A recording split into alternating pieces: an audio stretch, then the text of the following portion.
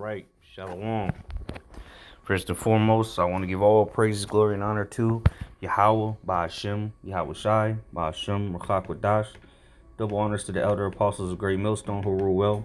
And salutation and much love to the Akim out there pushing out his word in truth and sincerity. This is the brother Ash back with another video. Lord's will is edifying to the hopeful elect. And just want to do a quick video here.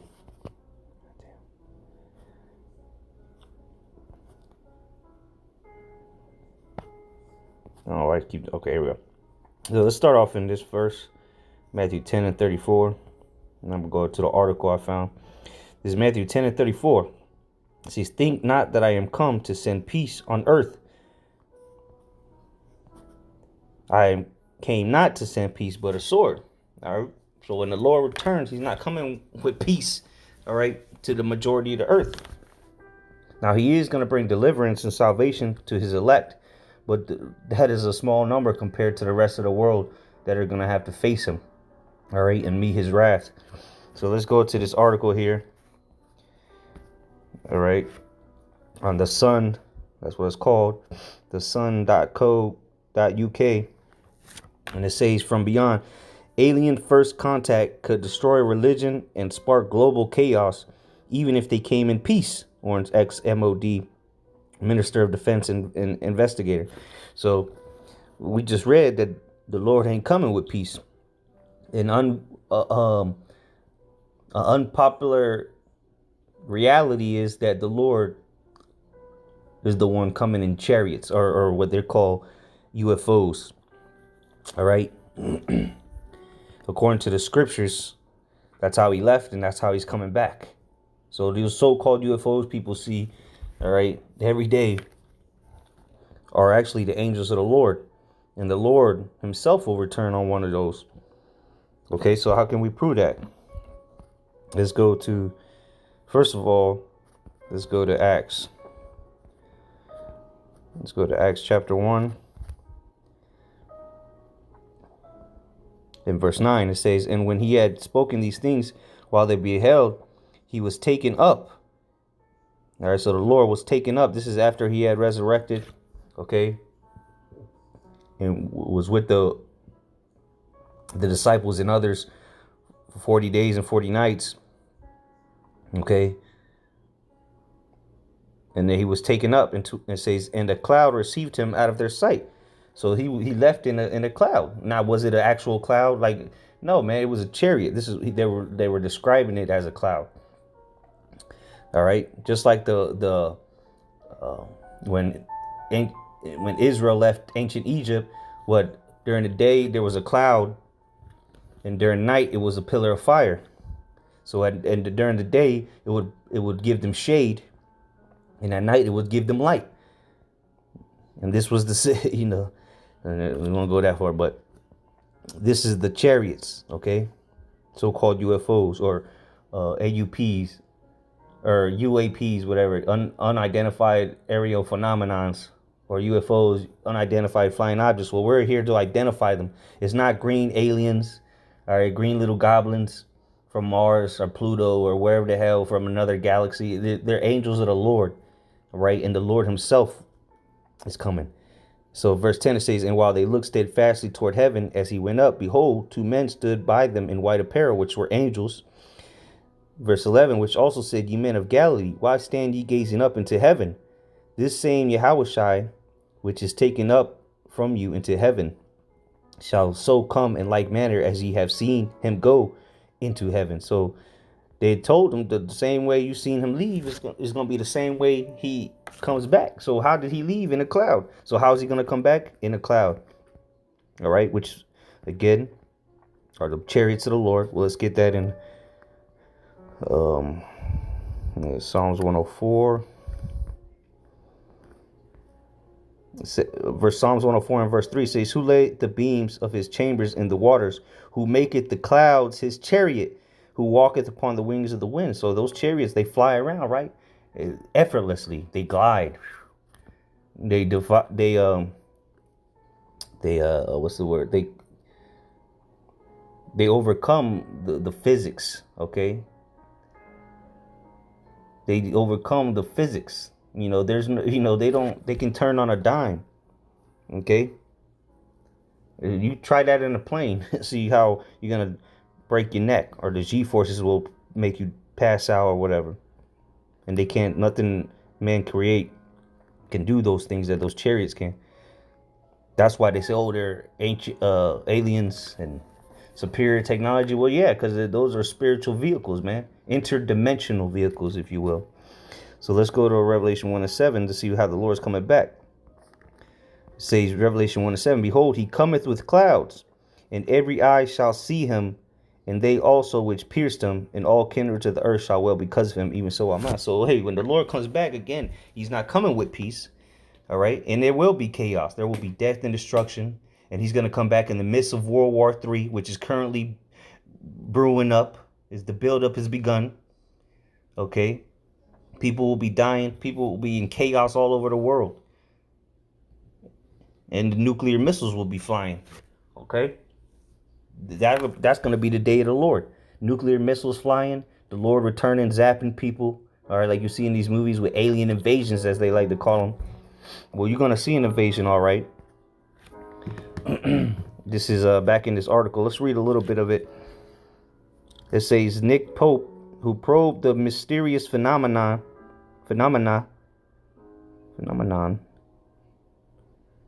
whatever, for the UK's Ministry of Defense, also believes we may be on the verge of finding out the truth about if we are alone in the universe. Well, you're going to find out the hard way. To find out that those are the angels of the Lord, and that they're coming to deliver the Israelites, the so-called Negroes, Latinos, and Native Americans, all right, from the land of their captivity and wherever we've been scattered abroad throughout all the other nations, because we have our people are scattered throughout all the nations throughout the four corners of the earth, but the main deliverance will be here in America. All right. All right, let's read a little bit. And this is the dude here, Bug Out. It says, Mr. Pope told the Sun Online that mankind making contact with or being visited by aliens would be the most amazing paradigm busting moment in human history. And he's absolutely right, because this is going to be the beginning of the kingdom of heaven. It's going to change life as you know it. They had that movie, the day the earth stood still. Well, that's when Yahushua returns. All right. Because he's coming with an army, okay?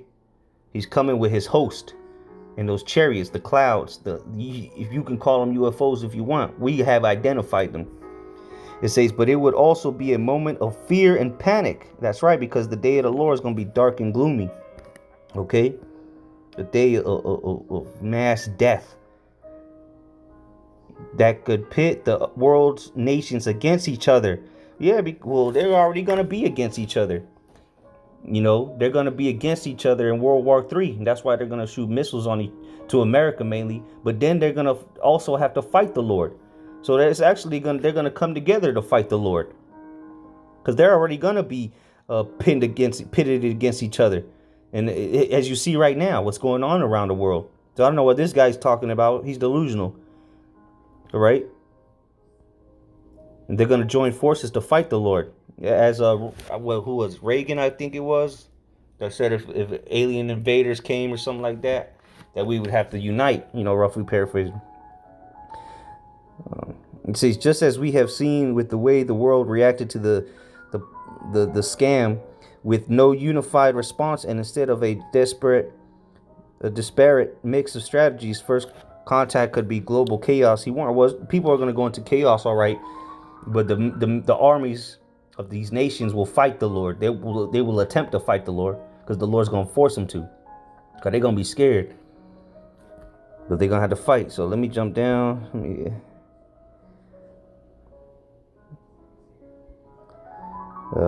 It says, and just as we have seen throughout... Oh, no, that's not it. Let's see where I found it at. Oh, here we go. It says, many people would be saying fear the evil aliens, while others would be encouraging us to reach out to new space brothers and sisters. Well, those aren't going to be friendly visitors, okay? The angels ain't coming to we come in peace. We read it. The Lord's not coming to bring peace. He's coming to bring a sword. So he's going to be zapping people, and then they're going to be delivering the elect. All right. The ones that the Lord has deemed righteous. All right. And has deemed them worthy of salvation. It says, and perhaps one of the biggest hammer blows to mankind should we make contact with aliens would be to all the world's religions, right? Because all these idols, all these world philosophies, these religions, they're all going to come crashing down when the Lord returns, because we're going to set up the kingdom of heaven with the Lord himself. Okay, so I'll put the description, I'll put the address, web address in the description box if you want to read it. So let's get the scriptures, because it ain't gonna be a peaceful day, and it will be chaos. Let's go to Matthew 24. Actually, let me get in the blue letter. Let's go to Matthew 24 and verse 30.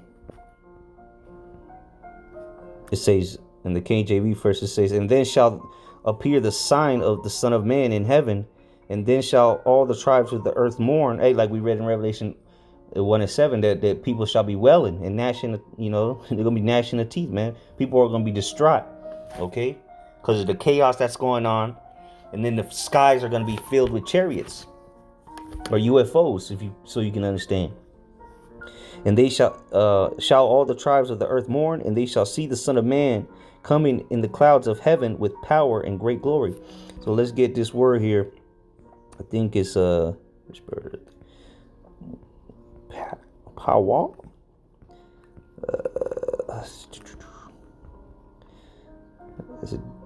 It's either power or glory.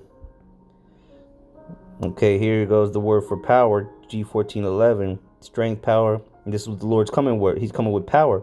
Power for performing miracles. Power residing in a thing by virtue. Here it is. Power consisting in or resting upon armies, forces, hosts. So the Lord's coming back with his host, his army. Okay, let's read it in the NLT, Matthew 24 and 30. And then at last, the sign that the Son of Man is coming will appear in the heavens. And what is that sign? The clouds. Did not the angels say in Acts 1 to the disciples, the same way you seen them leave is the same way he returns. So when you see those chariots in the sky, that's the sign of his return. The sign that the Son of Man is coming will appear in the heavens. And there will be deep mourning among all the peoples of the earth. Like the dude said in the article, there's going to be chaos. People are going to be scared. And because it's going to be in the midst of World War III. All right. The missiles are going to, nuclear destruction will be on the precipice. Okay. Missiles will be flying when the about to hit right before the elect receive salvation. Scarcely the righteous shall scarcely be saved.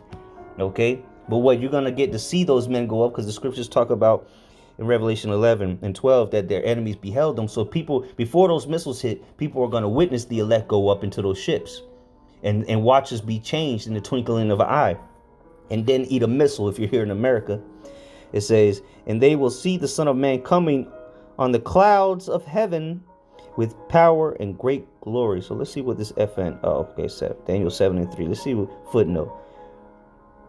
Whoo, there you go. That was the precept for it.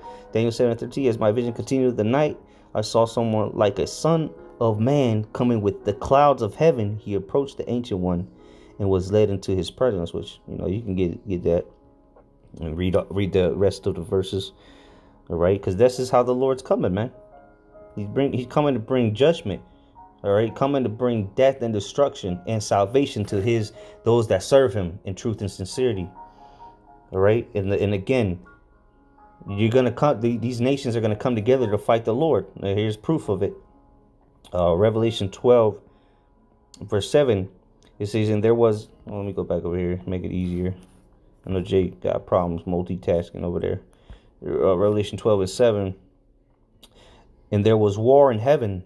Michael and his angels, because what? Michael is the archangel. All right, he's one of the archangels, and he's coming with Yahushua, the return of the Lord. He's coming for war. Okay, and there was war in heaven. This wasn't this isn't mythology. Okay, Greek mythology. This is talking about in the heavens, up here in the space, or not the heavens, the sky. Okay, look up. That's where it's gonna be. That's where that war is gonna be. You're gonna have. Well, let's keep reading. It says Michael and his angels, which is what are going to be in the chariots, the so-called UFOs. fought against the dragon, and the dragon fought and the dragon fought and his angels. So the dragon and his angels are going to be their bombers, their jets, their aircraft. Well, and really all their armies. Okay, because there's one scripture. Let me see how does it go.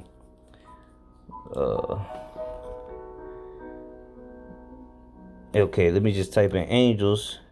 No, I can't remember exactly how it goes. Let's see here. Revelation. It says that all the kings of the earth are going to join him. Let's see here.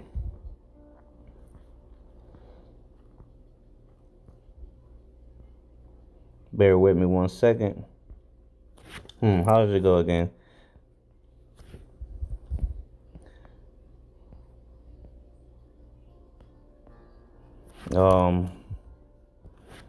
Beast. Okay, I think it's beast angels. No, maybe just beast. Kings and kings. There we go. I know those two words aren't there. Yep. It says Revelation 19:19, and I saw the beast and the kings of the earth and their armies. See, the kings of the earth. So the beast is what? EU, NATO. All right. And the kings of the earth, so the rest of these nations, Moab, Ammon, Elam, Japheth, Ham, you name it. It says, and I saw the beast and the kings of the earth and their armies gathered together to make war against him that sat on the horse and against his army. So they're going to make war against Yahushua and his army, which is they're coming in the chariots. And it's going to be an ass whooping. We can get that in 2nd Ezra 13. Start at the top. And it says, and it came to pass after 7 days I dreamed a dream by night. And lo, there arose a wind from the sea that it moved all the ways thereof. And I beheld, and lo, that man, which is Yahushua, waxed strong with the thousands of heaven. And when he turned his countenance to look, all the things trembled that were seen under him. Right, because there's going to be wailing. People are going to be trembling, mourning when the Lord appears in the heavens with his army, with thousands. The chariots of the Lord are thousands and thousands. Okay, verse 4. And whensoever the voice went out of his mouth, all they burned that heard his voice, like as the earth faileth when it feeleth the fire. Right. So these chariots, as they show in these movies, good one is War of the Worlds. What was they doing? They were zapping people with laser beams. All right. When that's in the scriptures, Psalms 18, you can get that. Okay. And after this I beheld, and lo, there was gathered together a multitude of men out of number from the four winds of the heaven to subdue the man that came out of the sea. And that's what we just read in Revelation. All right. The beast and his angels, and also the kings of the earth and their armies. They're going to gather together to fight against the Lord. Verse 6, but I beheld, and lo, he had graved himself a great mountain and flew upon it. That's the chariot. It's going to be so great and big that it's going to look, you're not going to see the beginning to the end of it. It's going to look like a mountain. It says, but I would have seen the region or place whereout the hill was graven, and I could not. And after this I beheld, and lo, all they which were gathered together to subdue him were sore afraid, and yet there's fight. So these people are going to be shitting their pants. All right, afraid, trembling, wailing, mourning. All right, because of the frightful sight they're going to witness when the sky's full of chariots and they see them zapping. All right. But they're still going to have to fight because the Lord going to put it in their spirit to fight, just like he hardened Pharaoh's heart in ancient Egypt. Verse 9, and lo, as he saw the violence of the multitude that came, he neither lifted up his hand, nor held up sword, nor any instrument of war. Right, so the Lord don't have to do nothing, man. That's how far technology-wise these spacecraft, if you will, are compared to this puny, pathetic, all right, technology that Esau has, that the beast has created. Because where do all these other nations get their technology for war? Weapons. They get it from the beast, Esau, Edom. Okay? And, Russia, they're Edomites. That comes from the Edom. Okay, that old serpent. All right, verses 10. But I only saw that he sent out of his mouth as it had been a blast of fire, and out of his lips a flaming breath, and out of his tongue he cast out sparks and tempests. That's the laser beams. It's gonna be zapping people. Verse 11. And they were all mixed together, the blast of earth, the flaming breath, and the great tempest, and fell with violence upon the multitude which prepared to fight, and burned them up every one. So it's gonna, all these armies of the world are gonna be destroyed when the Lord comes back. There ain't gonna be one army left when the Lord returns, because they're all gonna fight him, and they're gonna be destroyed, landslide victory. They say, so that upon a sudden of an innumerable multitude, nothing was to be perceived, but only dust and smell of smoke. When I saw this, I was afraid. So even Ezra was afraid of this. So how much more the people that are going to have to fight the Lord? They're going to be zapped into powder. An innumerable multitude, all of a sudden, gone. This is laser beams, zap. And then the missiles will be going to come in to destroy America. Simultaneously, all this is going to be going down on the day of the Lord. So the day of the Lord is when alien contact, as this character here, Mr. Pope, says, okay, that's the day of the Lord. And it's not going to be a peaceful day for you people. We'll end it off on this. Actually, let me see something real quick. Revelation 12 and what was it? I read 7. And there was a war in the NLT. There was a war in heaven. Michael and his angels fought against the dragon and his angels. Oh, wow. That's it. All right, but we'll end it off on here. Isaiah 66 and 15. This is the day of the Lord when those chariots, the alien contact, as he said, happens. Isaiah 66 and 15. For behold, the Lord Yahweh, by Hashem Yahushai, will come with fire, because the Heavenly Father sending his son, his only begotten son, the one people crucified, okay? Our people. And you damn dirty Edomites. But it was our people that delivered them up. So 2/3 of our people are going to be destroyed here in America. But what? Edom is going down with the rest of you nations. Yeah, so there will be an alien invasion, all right. It's going to be the war to end all wars. You think Ukraine being invaded is bad? Wait till the Lord invades this earth to reclaim it, what is rightfully his. It says, for the Lord will come with fire, and with his chariots like a whirlwind, to render his anger with fury and his rebuke with flames of fire. So not only is those missiles going to be raining down on America and throughout some other parts of the world, but the chariots will be bringing destruction around the world and in America as well. Verse 16, for by fire and by his sword will the Lord plead with all flesh, and the slain of the Lord shall be many. That's the day of the Lord. That's what the invasion will be about. Alien invasion, encountering, making contact. Well, that's what you're going to get. The judgment of the Lord. He come in to plead with all flesh, and the slain of the Lord shall be many. So there is no peace when the chariots make contact. All right. And it will be, as he said, amazing paradigm busting moment in human history. Because this will be the beginning of the kingdom of heaven. At first, this kingdom has to be destroyed. All right. So Lord's will, this is edifying. Shalom.